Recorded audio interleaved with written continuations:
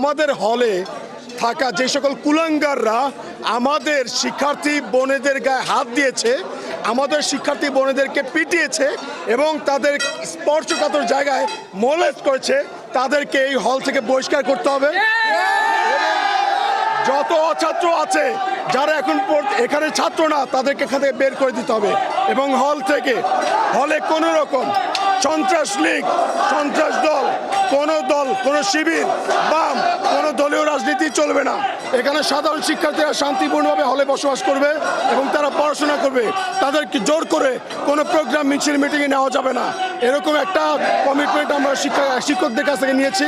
তারা সাইন করেছে, যে তারা বলেছে যে তারা আমাদের সাথে একমত এবং তারা স্টেপ নিবে। কিন্তু আমরা দেখতেছি টোটালি উল্টা।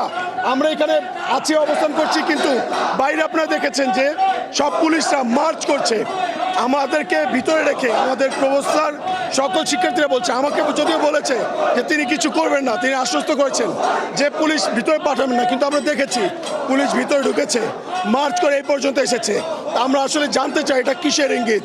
শিক্ষার্থীদের কি আপনারা কি মেরে ফেলতে চান? আবার কি ইতিহাসের পাতায় আরেকটা 25শে মার্চ, কালো মার্চের রাত আপনারা দেখাতে চাচ্ছেন? এই প্রশ্ন আমরা সবার কাছে করব, এটা উত্তর আমরা নিয়ে নেব ইনশাল্লাহ সবাই। ছাত্ররা সবাই বিপদে, অযোগ্য অবস্থায় এখনো হলে তার রুমে ঘুমাচ্ছে, তাহলে ওনার সাইকেল হাতকে আমাদের আইন শৃঙ্খলা রক্ষাকারী বাহিনী যারা এসেছেন তারা তাদের দায়িত্বে এসেছেন। এই যে রাস্তাটাতে কথা বলছি, এটা কিন্তু সরকারি রাস্তা। ওরা হলে ঢোকে নাই। হলে যেহেতু ঢোকে নাই, তো আইন শৃঙ্খলা রক্ষাকারী বাহিনী কেন এসেছে এর সাথে আমাদের হলের কোনো কানেকশন নাই। হল আমাদের প্রভোস্ট এবং হাউস টিউটর যারা আছে তাদের নিয়ন্ত্রণে আছে। দেখেন প্রত্যেকটা হলে আপনি এখন যাবেন, যে দেখবেন যে প্রভোস্ট আছে, হাউস টিউটররা আছে। তাদের হলের যারা আবাসিক ছাত্র, যাদের কার্ড আছে, বৈধ ছাত্র, তারা কিন্তু হলে অবস্থান করছে। কোনো জায়গা থেকে একটি তথ্য পাবেন না যে হলগুলোতে ছাত্রদেরকে নিপীড়ন করা হয়েছে।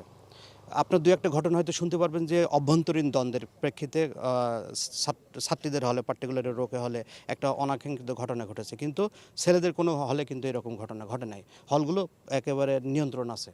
ইউজিসি যে প্রজ্ঞাপন দিয়েছে, সেই প্রজ্ঞাপনের সাথে ঢাকা বিশ্ববিদ্যালয়ের সম্পৃক্ততা নাই। ঢাকা বিশ্ববিদ্যালয় 73-এর অধ্যাদেশে চলে। এখানে সিন্ডিকেটের একটা সিদ্ধান্ত হবে। আমার জানা মতে এখনও কোনো সিন্ডিকেটের সিদ্ধান্ত আসে নাই, সিন্ডিকেট মিটিং বসে নাই। মাননীয় উপাচার্যের নেতৃত্বে সিন্ডিকেট মিটিংয়ে যে সিদ্ধান্ত আসবে সেই সিদ্ধান্তই আমরা ইমপ্লিমেন্ট করব।